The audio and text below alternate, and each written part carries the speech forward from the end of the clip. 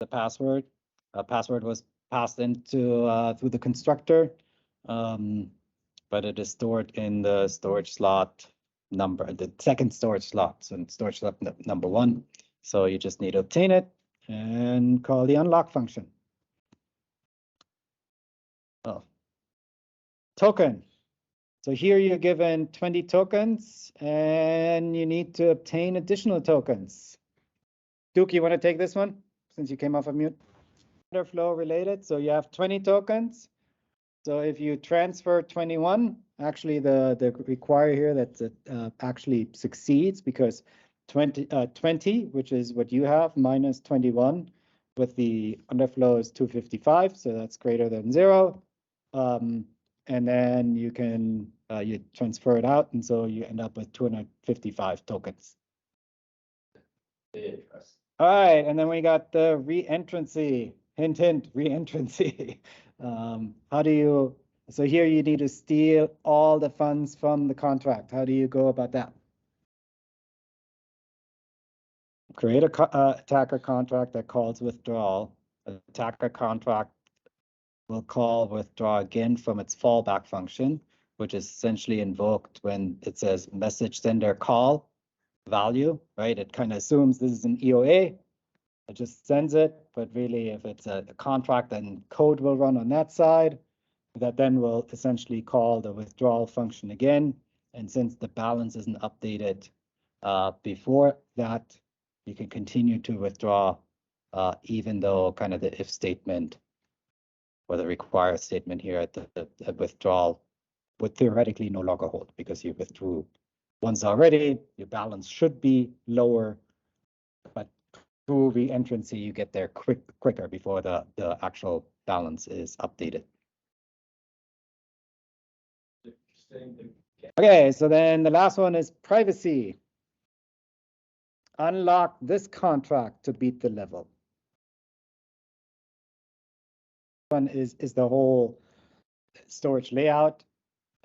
It is still readable directly through getting the storage slots, right? But you kind of have to account for the packing as you described, Mark.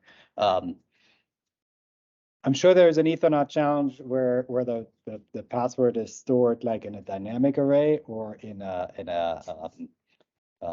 hash map essentially, or mapping. Then it becomes much more difficult, because then essentially if you read it, you don't see. You have to kind of calculate the specific key to look up the storage slot where the data actually resides.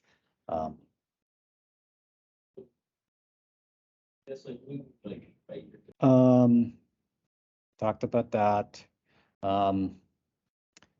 Just some random thoughts around kind of where the industry is going.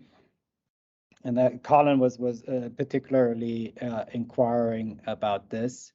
And, you know, crypto is still, I feel like, trying to figure things out. And it used to be extremely binary at the beginning of this journey, where it said code is law. Well, if you look at the blockchain today, most contracts are proxies. So code is still kind of law, but can be changed. Let's put it that way. Censorship resistance is a very big topic right now. Ethereum today, I think 70% of blocks that get generated by validators are OFAC compliant.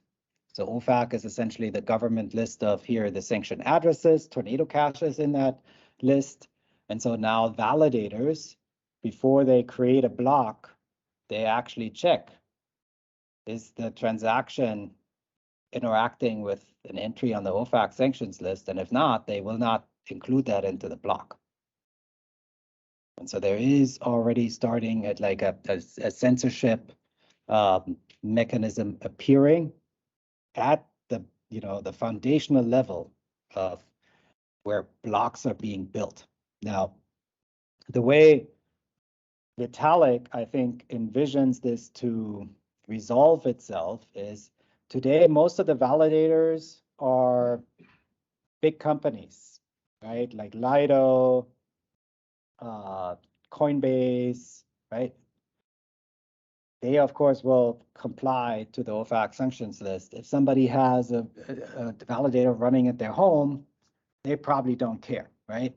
And so I think what Vitalik wants to do is make sure that anybody can run a validator, even run like a validator on your phone. And so there's a whole bunch of things that they're trying to do to make that possible in terms of, making the blockchain essentially smaller, and then kind of doing the proof validation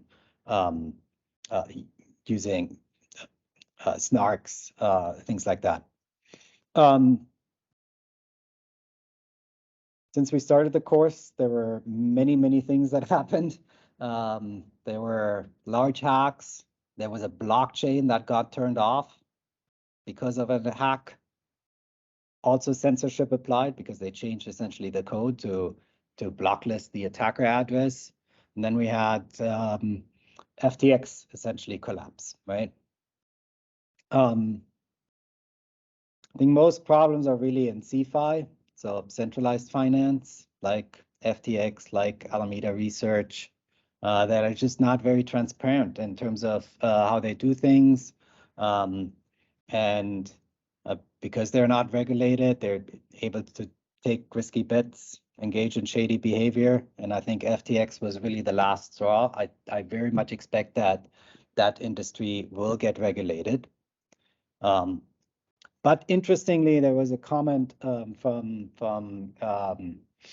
Brian Armstrong from Coinbase. So Coinbase is a public company. They adhere to all rules. They're getting audited.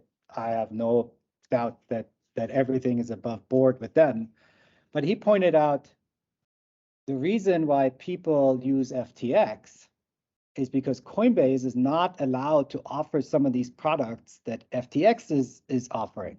And so customers then basically have the choice, hey, I want to trade on options or futures, right? Coinbase doesn't offer that because the government does not allow them to offer that. And so then they go overseas. And so kind of the regulations are designed to keep customers safe. But really what it is doing, it's driving them to unsafe, unregulated places. And so I hope that basically there will be more regulation, but also more clarity around regulations that allow legitimate companies to offer these products and services. But I think what will ultimately happen, I think, as a result of kind of the CeFi issues that I just described, I think DeFi will win. I think there is inherently more transparency in DeFi. Currently, it's still very expensive and slow, but blockchain technology will advance over the next years. And if you just look at the Ethereum roadmap, I think once they implement all of that, it's going to be an awesome blockchain. Fast, secure, small, cheaper. So that's one component that needs to happen for DeFi to become successful or more successful. The other one is the user interfaces need to become more friendly. Like wallets, you all have interacted with wallets. You all have signed transactions. You can do it, but not the average person. And it really needs to be the average person, and also it needs to be in a way where they're not easily preyed on by scammers and phishers. And kind of related to that, if somebody has the digital assets in a non-custodial wallet,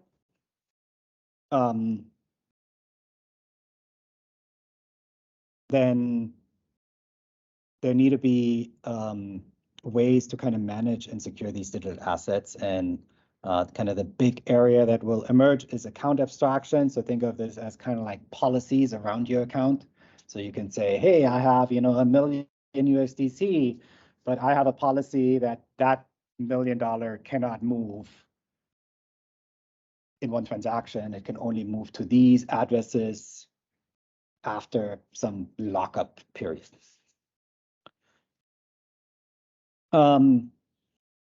As DeFi itself is very complex, many Lego pieces. It's hard to read transactions on chain to really understand what is going on. So I think there's going to be more on-chain analytics firms. There's already Glassnode that kind of does kind of high-level analytics, but what I expect that this really happens on a per application level. So think of, hey, I'm interested in yield farming. Tell me about what's happening in yield farming. And there's already some companies that are emerging to kind of get that. In security, more specifically, I think there is going to be more innovation around smart contract auditing, primarily around ML, simulation, and we talked about kind of fuzzing. And then automated incident response.